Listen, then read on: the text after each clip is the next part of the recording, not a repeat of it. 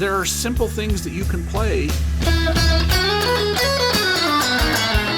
that have a high payoff. They sound great, and they sound different than what you're used to hearing, and I think it makes you sound more polished. So what's up, everyone? This is Anthony from Texas Blues Alley, and this is a guitar lesson.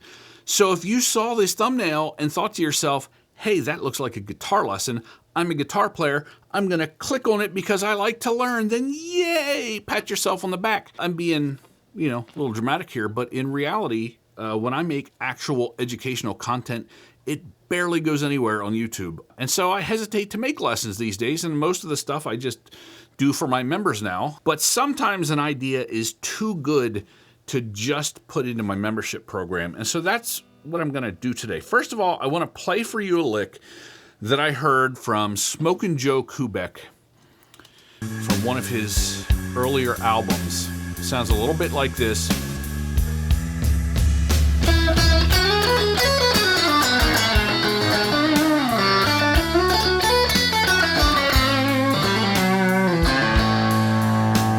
That's not exactly like what he played, but what I want to focus on in this free lesson is the general idea of where this lick comes from. I realized it kind of reminds me of some stuff Hendrix did, but with a few twists. So that's kind of what I'm going to talk about today. So we're in the key of A.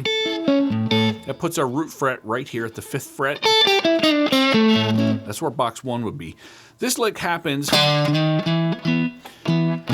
at bar number 9 of a 12-bar progression.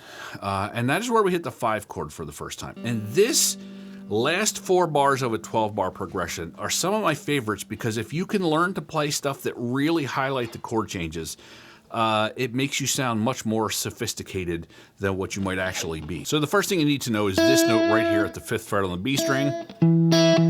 That's the root, that's the same as the root of the 5 chord.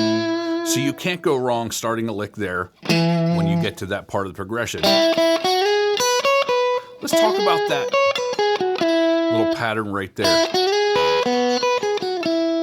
One of the things that I teach in my fretboard navigation courses is how when you're over the 1 chord at the root fret here, you can do this pattern.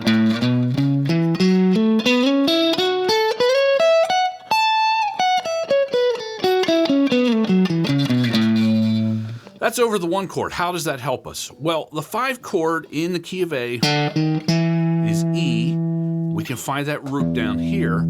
Let's see what happens when we do that pattern starting at the low E string.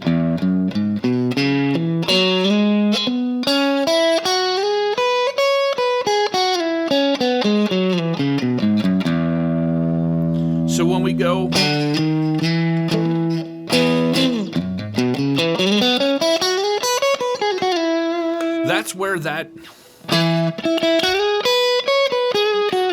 that's where that little pattern, that's why that works over the 5 chord.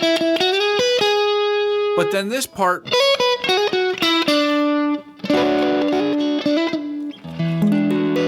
if we were to play a 9th chord over the 5 here,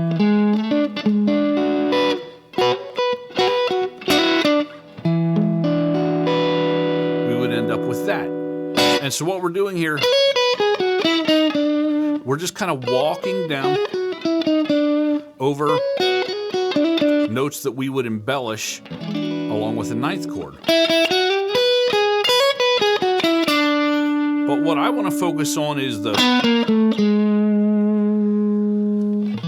didn't really think about it until I heard him play that you can not only just focus on that, but also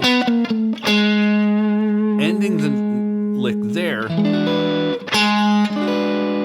or leaving out the B string.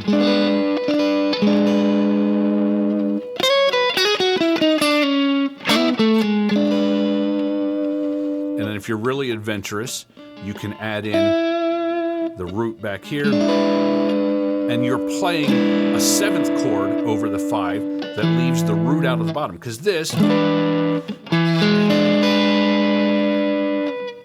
where we can't really play the root back here on the B string, that kind of sounds a little tired. I've heard it so many times, I tend not to want to play it, but when we take the root out of the bottom, and put it in up here, that sounds fresh.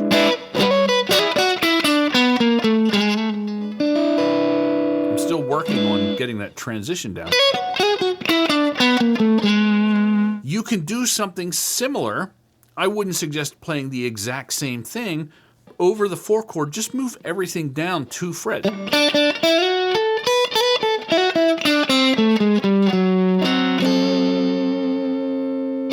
Over bar, that would be bar 10. So you put them back to back.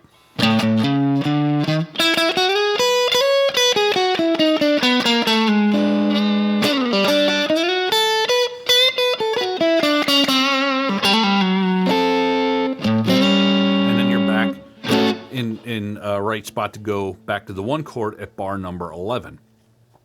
So none of this is earth-shattering, but if you really think about using that, it gives you a set of things to play over the 5 chord and then over the 4 chord.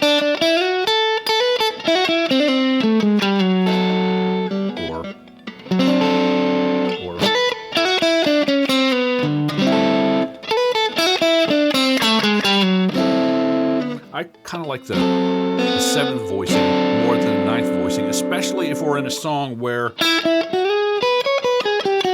that has a real major sound. So adding a 9th in there, I don't know, kind of feels like it changes the tone of the song too much.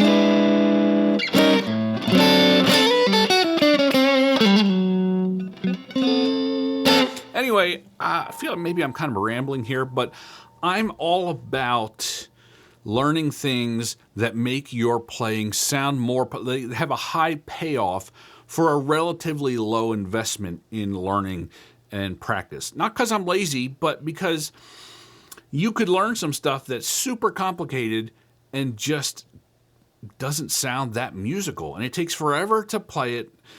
It takes forever to learn it, and it doesn't impress anyone, or I should say it doesn't impress me, not like I'm everyone, but there are simple things that you can play that have a high payoff. They sound great, and they sound different than what you're used to hearing, and I think it makes you sound more polished. So anyway, that's my little free lesson. Thank you again for watching if you've made it this far.